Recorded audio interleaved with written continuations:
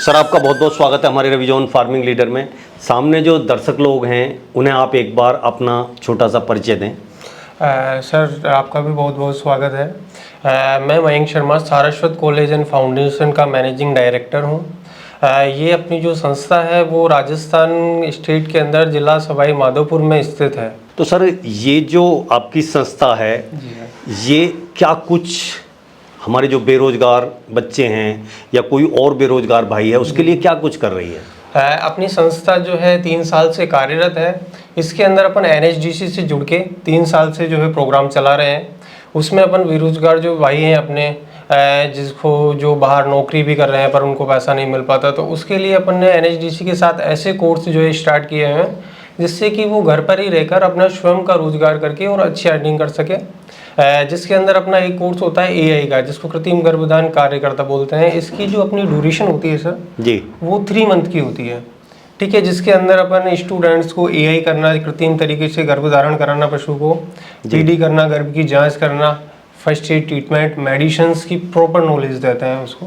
जिसके अंदर अपने AI के साथ में जो LSC जो स्टूडेंट होते हैं जो 2 साल का डिप्लोमा करते हैं जी उनको भी अपन ट्रेनिंग देते हैं। मतलब बच्चों को जो ट्रेनिंग दी जाती है वो ऐसी दी जाती है जिससे कि वो प्रॉपरली जो है ट्रीटमेंट कर सकता है पशु का। अभी जैसे कि 3 महीने का आपने पीरियड बताया। जी सर। तो 3 महीने के पीरियड में तो आपका जो ट्रेनिंग प्रोग्राम है वो स्टेप बाय स्टेप कैसे चलता है? 3 मंथ का अपना जो ट्रेनिंग प्रोग्राम रहता है जिसके अंदर अपना 2 मंथ का थ्योरेटिकल पार्ट होता है। अच्छा ठीक है। जिसके अंदर अपन जो है AI से स्टार्ट करते हैं, AI करना, PD के बारे में बताते हैं, फिर न्यूट्रिशंस आता है, ब्रीडिंग आती है, मेडिसिन्स के बारे में बताते हैं, पशु के अंदर जितनी डिजीज होती हैं, बीमारियां क्या क्या पाई जाती हैं उसके बारे में प्रॉपरली तरीके से एक लेवल वाइज समझाते हैं स्टूडेंट को। अच्छा। जिससे कि क्या है उनका बेसिक से लेकर एडवांस तक सारी चीज़ें क्लियर हो जाए।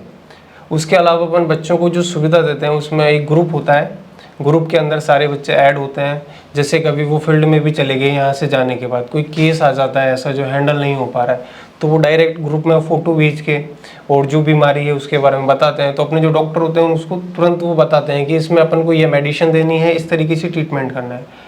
बाकी अपनी गौशाला होती है, 2 गौशाला है अपनी, जिसके अच्छा। अंदर एक में 500 पशु और एक में 1000 पशु के समथिंग है। अच्छा जी सर। तो वहाँ सब पशुओं के बीच में जो है बच्चों को प्रैक्टिकल हो ट्रेनिंग। जी, तो जी। उस टाइम प्रैक्टिकल में क्या क्या कुछ बताया जाता है? प्रैक्टिकल में तो सर मैं आपको बताना चाहूँगा अपनी जो गौशाला है उसमें सारे केस मिलते हैं।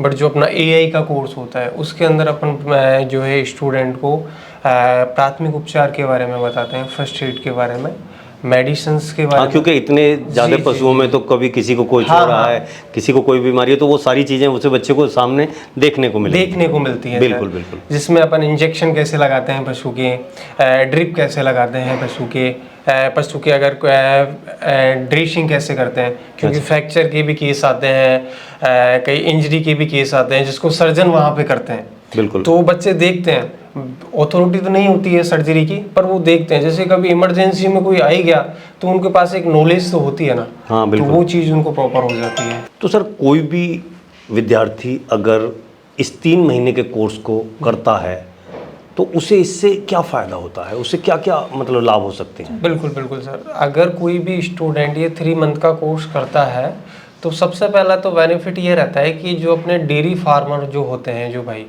जो बड़ी बड़ी डेयरियाँ चलाते हैं अपनी, तो उसमें क्या रहता है कि जैसे वो डॉक्टर को बुलाते हैं तो नॉर्मली ये है कि जब वो वहाँ पे 10 लाख या 50 लाख रुपए खर्च करने के बाद में वो अपना डेयरी फार्म स्टार्ट कर रहे हैं तो उनको खुद को नॉलेज होगी तो वो डॉक्टर को नहीं बुलाएंगे, वो खुद उनका ट्रीटमेंट कर सकते हैं। बिल्कुल। बाकी अगर बुलाते हैं तो इमरजेंसी में कभी कभार डॉक्टर नहीं आ पाता है और उससे पशु की मौत हो जाती है। और जो 1-1 लाख रुपए के पशु लेके आ रहे हैं तो उनके लिए काफ़ी नुकसान हो जाता है। इसके अलावा सर जैसे जो स्टूडेंट हैं वो खुद पहले से ही पशुओं के फील्ड में जाना चाहते हैं, वेटनरी फील्ड के अंदर जाना चाहते हैं जी, पर उन पे सब्जेक्ट नहीं हो पाती है। जैसे किसी के पास होती है आर्ट्स, तो वो सोचते हैं कि हम क्या करें, हम फील्ड में तो जाना चाहते हैं बट कोर्स हो नहीं रहा, तो उनके लिए सबसे बेस्ट कोर्स है। जैसे अब 10th पास आउट जो स्टूडेंट है वो इस कोर्स को कर सकता है और अच्छा। एक जो उनका जो रुझान है उस फील्ड में जाने का वो पूरा हो जाएगा। इसके अलावा वो अपने फील्ड में ही रहकर, अपने घर पे रहकर नॉर्मली अपन मानते हैं कम से कम 1,500 रुपये 1,000 रुपये तो कम से कम अर्निंग है। और रोजाना इतना तो कर ही सकता है। अच्छा। क्योंकि अपने आसपास में AI का जो अपन देखते हैं 250 से 500 रुपये चार्ज होता है कम से कम चार्ज होता जी, है। जी। अगर एक डॉक्टर को भी बुलाते हैं ट्रीटमेंट के लिए तो 500 रुपये नॉर्मल होता है, तो वो ले ही जाता है। और जब स्टूडेंट को प्रॉपर नॉलेज भी हो जाती है तो फील्ड में करता है तो 1000-1500 रुपये बिल्कुल नॉर्मल होता है। और जो उसका नेचर होता है और काम करने का होता है तो 5000 रुपये अर्न कर सकता है वो। हाँ, मतलब अगर वो फैमिलर है बिल्कुल, या बिल्कुल। सामाजिक आदमी है तो वो उसका अच्छा अपना हो। बिल्कुल बिल्कुल सर। और इससे अलावा और क्या इससे फायदे हैं?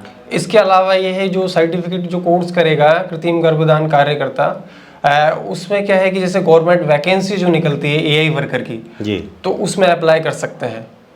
और सबसे मेन रहता है अपना जो सर्टिफिकेट अपन देते हैं वो एनएचडीसी से देते हैं। अच्छा, मतलब वो जो सर्टिफिकेट है वो भारत सरकार से अप्रूव्ड है? बिल्कुल बिल्कुल, एनएचडीसी से सेंट्रल गवर्नमेंट से आता है जी। जिससे क्या है कि वो ऑनलाइन अपन वेरिफिकेशन कर सकते हैं। इंडिया में तो वैलिड रहता ही है, बाकी एनएचडीसी के साथ में 4-5 कंट्रियाँ और हैं जिनसे उनकी पार्टनरशिप है, तो वहाँ पर भी अगर वो अप्लाई करते हैं तो वहाँ पर भी वो वैलिड रहता है। ये स्टूडेंट वो कौन कौन सी कंट्री हैं?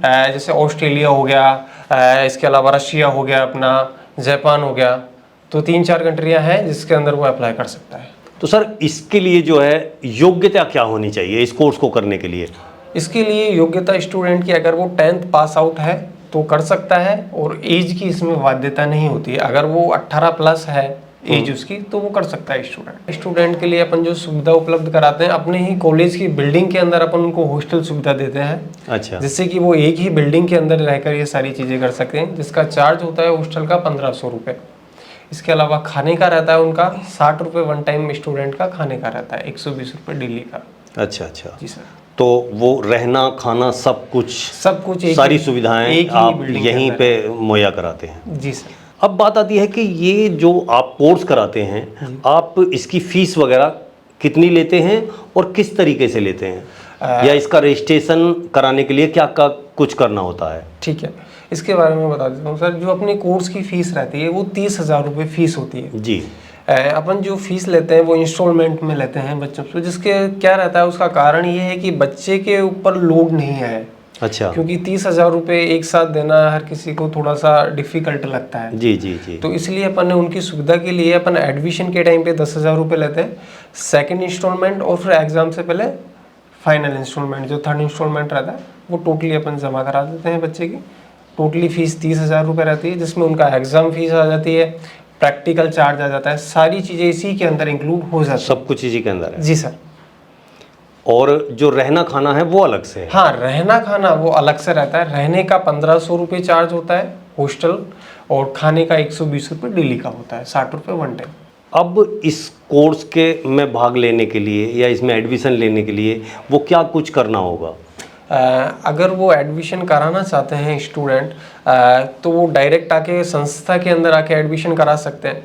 बट क्या रहता है कि जैसे स्टूडेंट कोर्स तो करना चाहता है और सीटें सीमित रहती हैं अपन, क्योंकि 30 स्टूडेंट से ज़्यादा का बैच नहीं चलाते हैं। उसका कारण ये रहता है कि फिर बच्चों को थोड़ा डिफ़िकल्ट होता है, प्रैक्टिकल नॉलेज थोड़ी कम होती है, क्योंकि बच्चे ज़्यादा हो जाते हैं तो बिल्कुल, और कम बच्चे रहते हैं तो अच्छे से प्रैक्टिकल हो जाता है।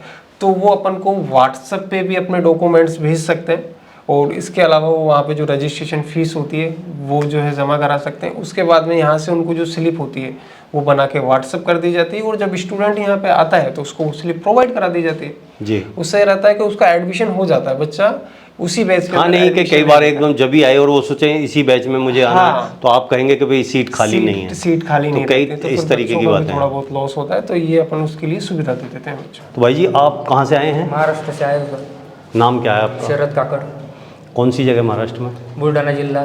तो आप जैसे यहाँ प्रशिक्षण संस्थान में प्रशिक्षण ले रहे हैं, तो वहाँ आपने पशुओं की टिटनेस के बारे में क्या सीखा है, क्या जाना है?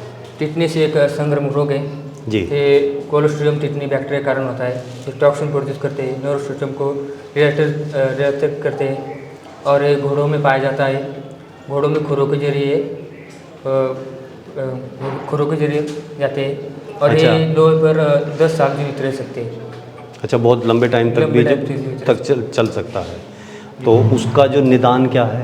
निदान उसको एंटीबायोटिक दे सकते हैं, पेनिसिलिन दे सकते हैं दवाइयाँ, और प्रोटीन प्रेग्नेंट से हो सकते हैं। तो यहाँ जो आप प्रशिक्षण ले रहे हैं, वहाँ जब कुछ आपने सीखा है उससे आप कितने संतुष्ट हैं?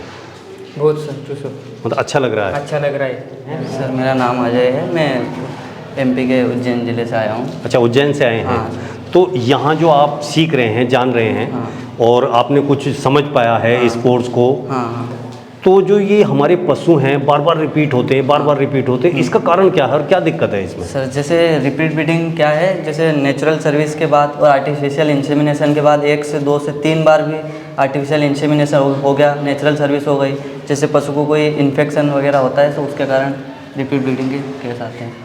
सर मैं गोपालपुरा गांव, जयपुर जिले के अंदर गोपालपुरा गांव है जी, वहाँ पे एक सरकारी जयपुर डेयरी चलाता हूँ। अच्छा जी, इससे हमारे दूध वाले, जैसे मेरे से 400-500 दूध वाले जुड़े हुए रहते हैं। अच्छा, वो कलेक्शन सेंटर है आपका? सेंटर है जी मेरा। जी जी जी। तो उनका मेरा मेन उद्देश्य यही है कि जैसे छोटी मोटी बीमारी हुई एआई के बारे में जो बार बार वो बोलते करते हैं कि हाँ उन्हें दिक्कत आ रही है, उन्हें बहुत दिक्कत आती है, तो उससे क्या मैं जैसे अच्छी नस्ल के बारे में बता दूं, यहाँ कुछ जानकारी करके दूध के बारे में भी ऐसे बढ़ाया जाता है, ऐसे इनकी बीमारी रोकी जा सकती है, उसी बेस में यहाँ तो सीखने के लिए। क्या आपको यहाँ पे आके ये लग रहा है कि जिस उद्देश्य से आप आए हैं वो आपका उद्देश्य पूरा होगा? जी, मेरा 100% उद्देश्य पूरा होने का है, पूरे मेरे को लग रहा है कि यहाँ मतलब पे सीखने के लिए बहुत कुछ मिलता है हमारे को। अच्छा, जो सर बताते हैं वो बहुत अच्छी तरीके से समझाते हैं, तो उससे हमारे दूध वालों को बहुत फ़ायदा होने की मुझे पूरी विषय उम्मीद है। तो योगेश जी, जैसे आप महाराष्ट्र से यहाँ आए हैं ये कोर्स करने के लिए इतनी दूर, इसका कारण क्या है कि क्या वहाँ पे नहीं है ऐसे संस्थान? महाराष्ट्र में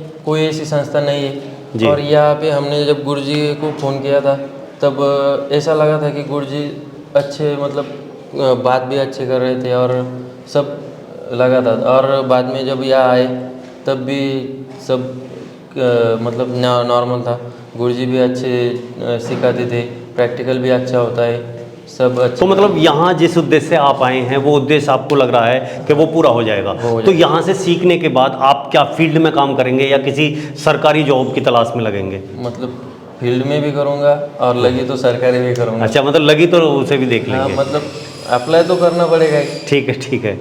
आपने जो है ये इतनी अच्छी जानकारी दी और एक बेरोजगार लोगों के लिए, नवयुवकों के लिए एक ऐसा मौका मुहैया कराया, उसके लिए आपका बहुत बहुत धन्यवाद। सर आपका भी बहुत बहुत धन्यवाद। इसका कारण यही है कि अपन जो बेरोजगार जो अपने भाई हैं उनको रोज़गार दे सकें और उससे एक अपन को भी एक खुशी मिलती है, और जब वो फील्ड के अंदर रहते हैं तो उनकी भी जो खुशी होती है अंदर से, जो उनकी एक तरीके से जो भावनाएं रहती हैं, आशीर्वाद रहता है उनके माता पिता का, वो भी अपन को मिलता है। तो सबसे मेन कारण यही है इस कोर्स को चालू करने का।